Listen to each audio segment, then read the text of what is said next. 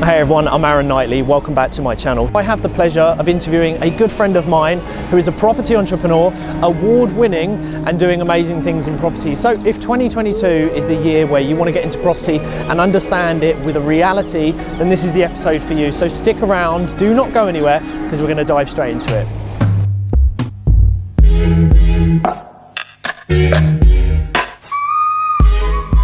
Hey everyone, welcome back to my channel. So before we kick this off, I'd like to say a big thank you for today's sponsor, which is Casita Properties, the UK leading property company when it comes to discreet off-market buy-to-let sales. All their information will be in the description below. And I have the pleasure of welcoming back for a second time Alfred. For those of you that don't know Alfred on Instagram, go check him out. And Alfred, look, it's an absolute pleasure to have you on, mate. We're going to have some good fun today. If you could just perhaps give an introduction for those that might not yet know you. Yes, so my name's Alfred Jaday. I am based in the West Midlands, currently a property investor. I'm also looking at business buying as a new venture. Taking that more seriously this year and kind of keeping property like a secondary thing now, surprisingly for a lot of people to hear that. But I'm just trying to do something slightly different, just focus a bit more on business buying this year. Yeah. We're going to have a lot of fun today in today's episode because, Alfred, you got really good energy. We get on. Second time I've had you back, and obviously you are. Many would know you within property. Yeah. Okay, and we are obviously going to cover off property, but I'd like to tap into the new business ventures. Where things might take you, because obviously. As we grow on social media, the branding gets bigger. Yeah. Got a very good brand opportunity comes with that. But let's just kick it off with property. Okay. What's happening right now in the world of property to do with you? Yeah, so currently just finished a 7-bedroom HMO. Got another planning gain for another 7-bedroom. So this is taking a residential property, so like a 3-bedroom, 2-reception house, and converting it into a 7-bedroom HMO, which basically means 7 people are sharing the house.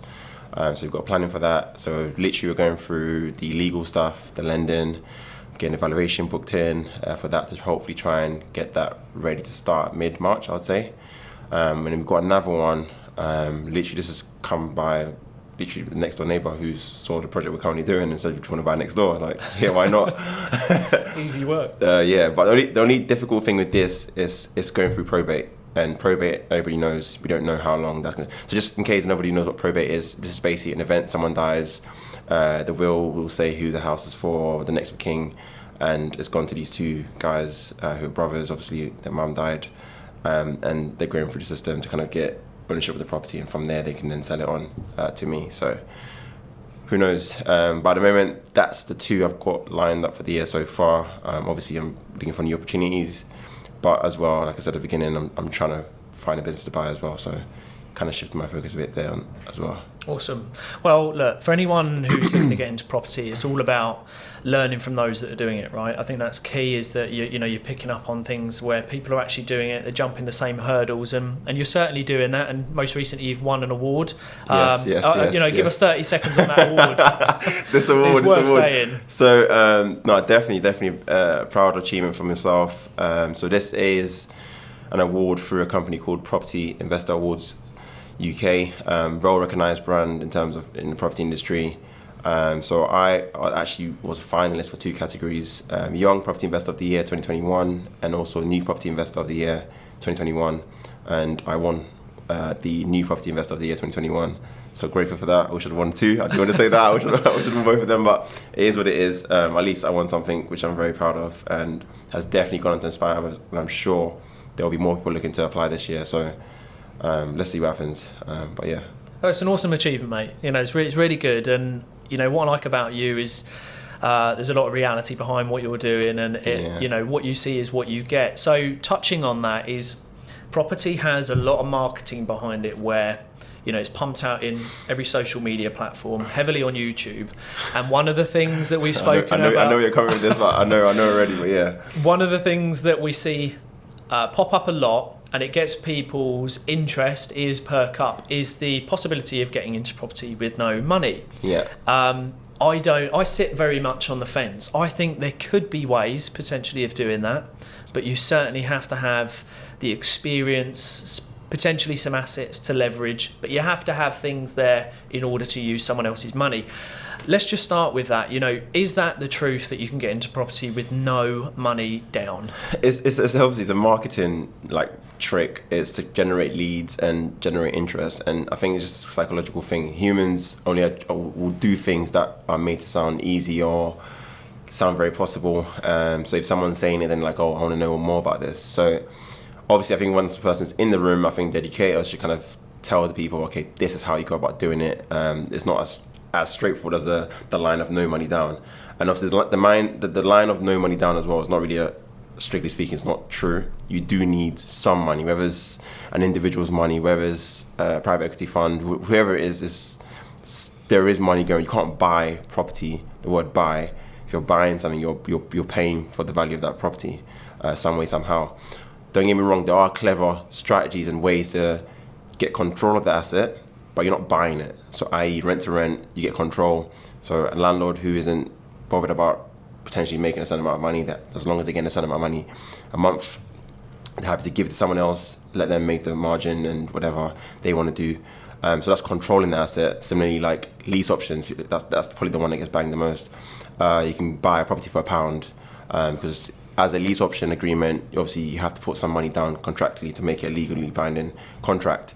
So yes, those type of deals, these are creative strategies and ways to control property. But even though if you're to execute a lease option, you have to put money into it to buy it. Yeah. So it's just clever play of words, marketing trick, if you want to call it that, to get people in the room. I think also for those that are watching, and if you are going to get into property, is just bear in mind that where there are so many options, it's the same with investing, like alternative investments.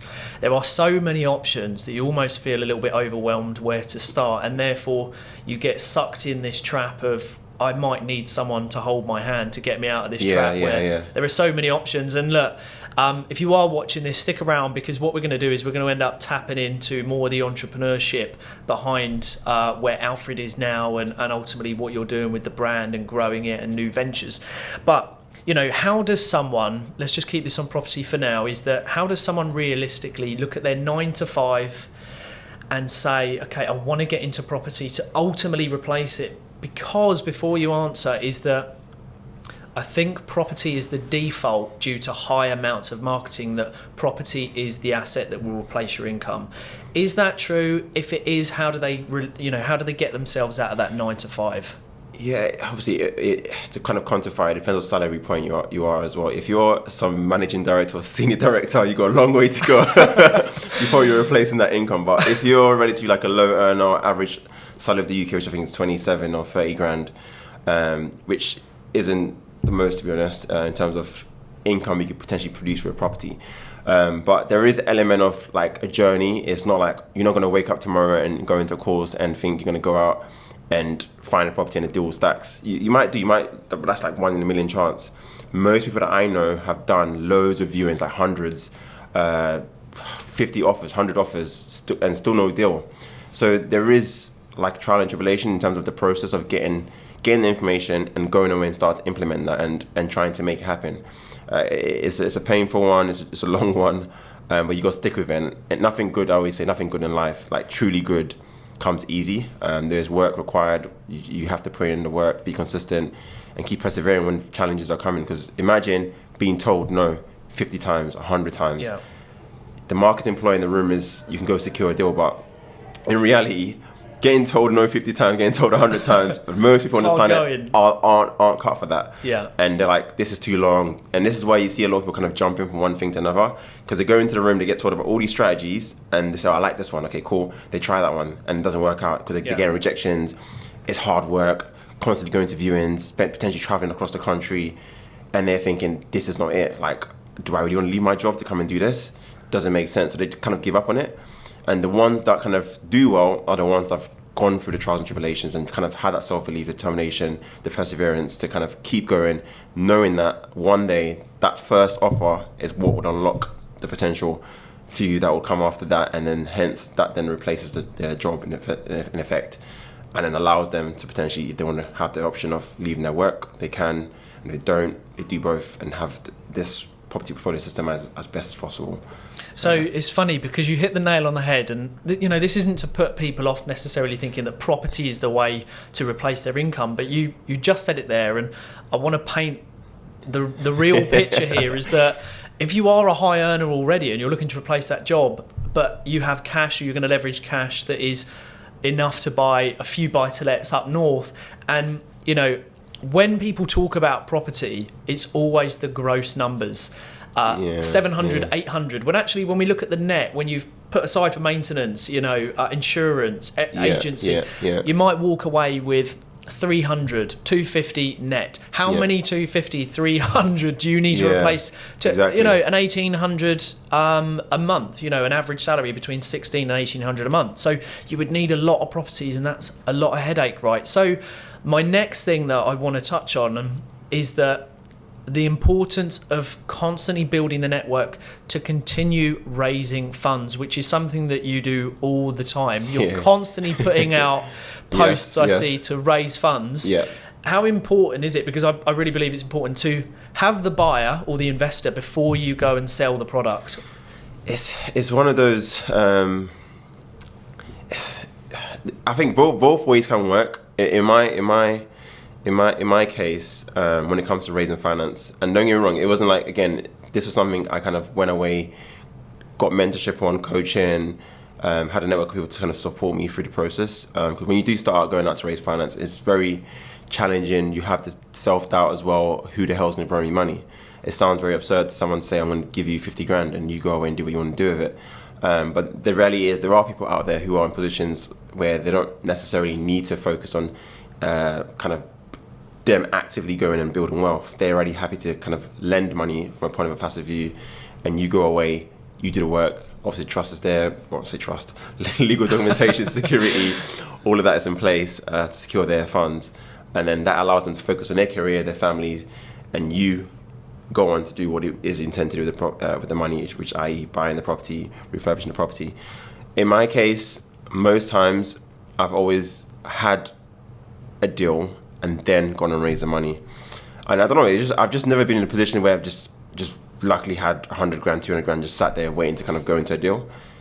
And for me, I like it that way around, and I'll tell you why as well. If it's crazy and a bit nuts, I'm maybe not wired correctly, but for me, I feel like when there's some levels of pressure, that's where I perform my best. Yeah. So I've had times where we've had to raise 110 grand. There was one time where I had investors drop out literally a week before completion. This is Sunday night, meant to complete on Friday. Literally everything's done, lined up. The bank thinks we're buying. They're sending money to my solicitors on Friday.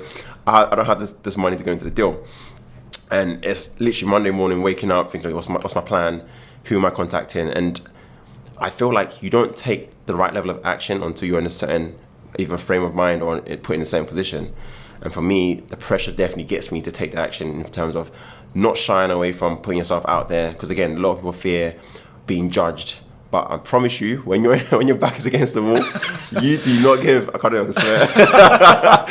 Yeah, you get what I'm trying to say, but you don't care what people think. You're trying to get the job done, and this is the goal. This is where we need to get to, and therefore, whatever it takes, we're going for it. We're making it happen. There's no excuses.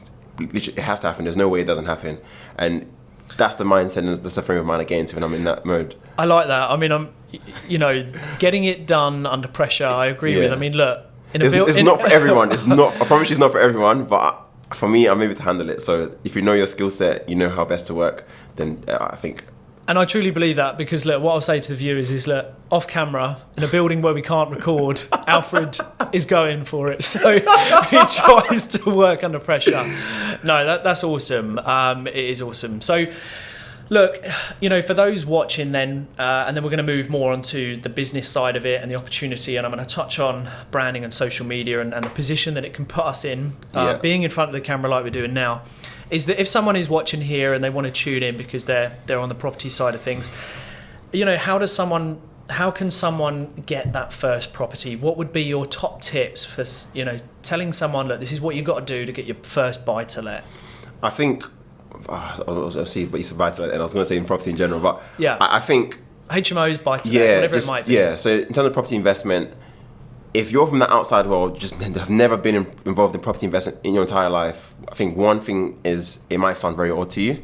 and might sound like it's the ultra high net worth people that only get involved in stuff like this. But when you start getting yourself in a community of people who are doing this actively, you see them doing it, and see the level of action and work they're taking to kind of make it happen, you start believing that this is actually real. So being around people that are doing I think anything in life, if you want to become a certain person, you want to attract, you want to be in a circle or group of people who are doing the things that you want to do. So that's the starting point. Obviously, then once you're in there, you want to absorb as much as possible. You probably have very low value to give at the beginning, which is fine. And sometimes you might have to pay to get in those groups. And again, that's the exchange of value.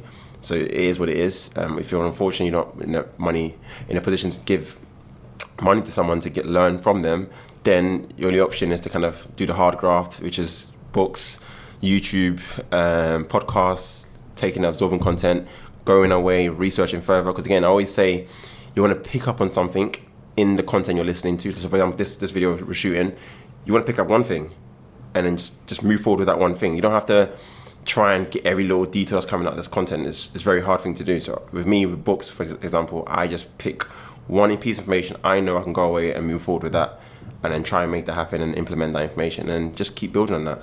And that will kind of give you, because I don't want to kind of give too many advice. I think these two are good enough steps to get you moving, and that's all we want to do at the beginning. Make the initial move, and then over time you build momentum and you get to where you need to get to.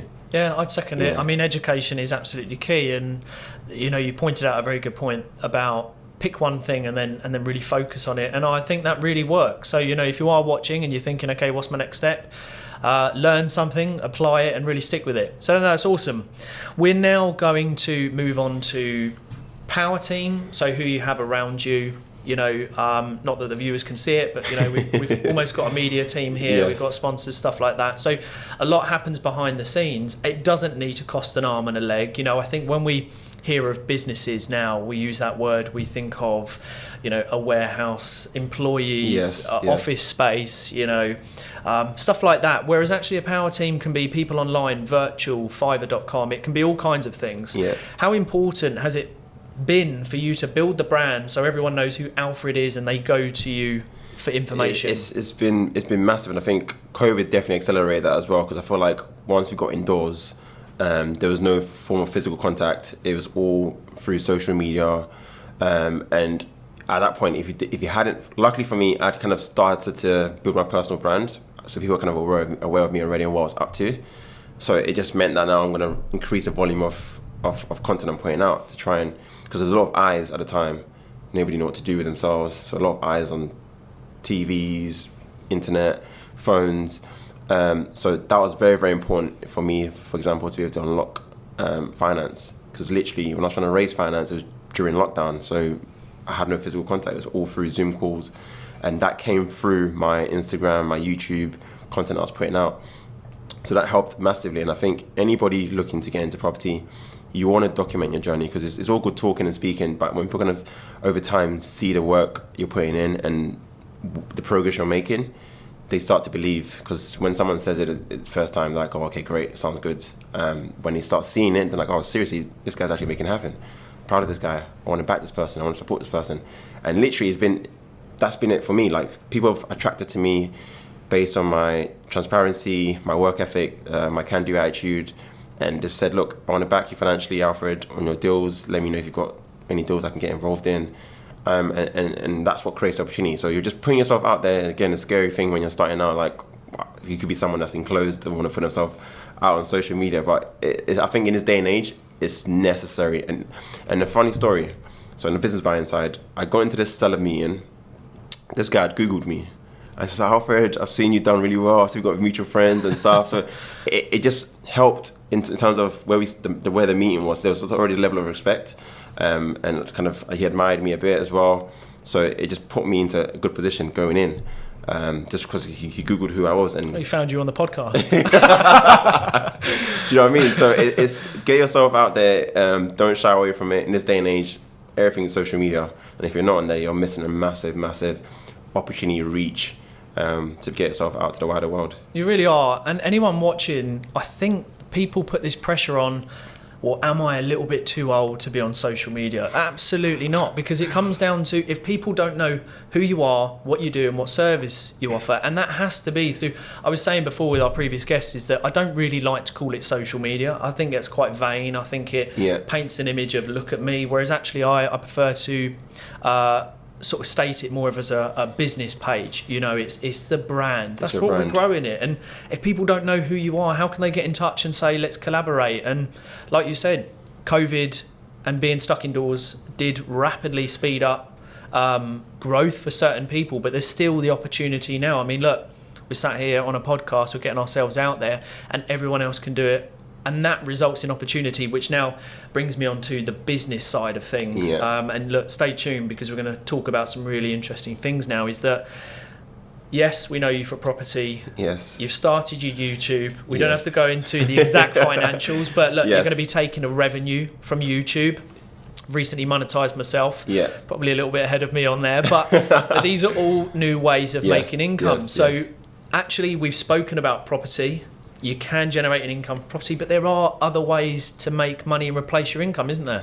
Yeah, and like I think start with just adding a lot of value to yourself. People don't see the power in that, and the time maybe you just think I'm getting a lot of education, but you get to a certain point, you actually become a vocal point, a key person in the industry, and you can monetize that. So like for example, during COVID, kind of had a lot of questions come through Instagram, and it was kind of getting a bit annoying. So it's like, hey, let's create a mastermind group which people can kind of subscribe to monthly and be a part of this group. I would turn up every week on a Tuesday to literally answer any questions, have guests come on, speak, share their journey with them, so we all can learn from each other. And that was one form of income. People wanted to kind of do one-to-one stuff with me, so I've done consultation calls, like all these things. And this is all from a point of me just showcasing myself and people perceiving me to have value which they want to exchange via money or whatever, and get my attention. I've had I think every day I get email about mentorship, and it's not something I do at the moment, and I don't think it's something I want to do just simply because I'm still growing. I still want to do more things, so I want to have my focus on that.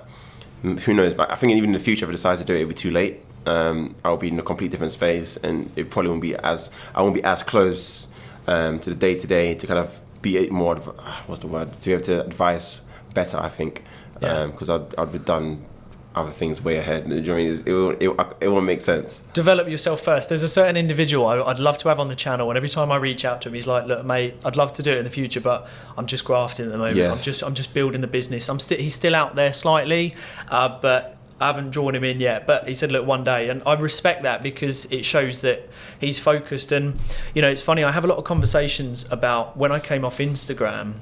I came off for 6-7 months, and it allowed me to get focused on YouTube and now monetize. And I think this is something where people are almost like, well, how do you do it? And, you know, the question's going to be fired at you is, how do you spin all these plates? You know, social media, the business, the property, the YouTube. Like, how do we stay mentally sane, and how do you do it? I just try and leverage others. So, like, I've got my videographer here. He does all my edits, shoots all the content, helps create the content that goes on Instagram, now on TikTok. So I'm just trying to get myself out there and broad as much as possible. I'm trying to hire a social media manager potentially as well, just to kind of manage everything and just kind of schedule everything, post everything for me. But generally speaking, it's leveraging others, people around you, to be able to, because you only have 24 hours in a day. You can't do everything. If you had to edit your own videos, shoot your own videos, do presentations, masterminds, like I can't, do you know what I mean? So I have to try and leverage people around me to best utilize my time and focus my time on the key income or high income skills areas, as opposed to kind of doing things where I might have to learn how to do it, and it's time. So I think the most precious thing is time, and I happily, if I could leverage every single thing in my life, I happily would. I would all day long. It's just you want to just focus on the things that are important to you.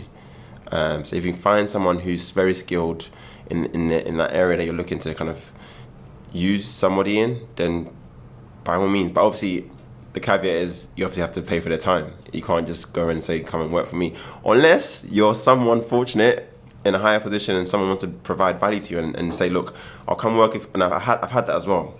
Some people have just messaged me on Instagram, oh, Alfred, I'd love to work for you for 3-4 months. You have to pay me. I just want to come around you and learn from you. Had guys even offer me to do, this is the craziest one. One guy messaged me, said, Alfred. Careful what you say. No, nothing like that. But he in essence, wanted to learn how to do HMOs. And he said, Alfred, look, I'll buy the property, put all the money in myself, and I'll give you the profits. Yeah. He's happy to give me some of the profits. And I'm like, look, To great learn. opportunity, yeah, just to learn from me. And like, look, just, I think for anybody, just in terms of value, just focus on that. Keep upgrading yourself. People will start attracting to you. Yeah. Opportunities will come, whether it's you raise an investment, you wanting to work with somebody. If you keep upgrading yourself and getting yourself in positions, people will attract to you. But yeah, in terms of my time and stuff, I leverage as much as possible. I couldn't agree. So I don't even need to say anything off the back of that, because I would just second everything Alfred has said. I think the leverage of time is so important, and I try and, although I don't get away with it, certainly try and say to my wife that the housework weren't done because I was leveraging my time elsewhere. But Wait, find a cleaner, find a maid. I don't know what you never do, goes but down well. Alfred, it's been a pleasure to have you on, my friend. So much value again. If people want to reach out and they haven't already connected with you, where can they go? So mainly on Instagram is where I'm at. Obviously LinkedIn, all the social media platforms. I think I'm on everyone. Recently TikTok as well. But YouTube, a lot of content on there regarding property investment, the business buying journey stuff will all go on there. So just pretty much everything I'm up to will be on there. Any silly dances on TikTok? No, I'm strictly. You know what? And I'll be checking it out. I had this conversation with my videographer. Funny enough, I don't want to create, because I'm going to this business buying world where I'm talking to business owners that are wanting to start a business for like 3-4 million.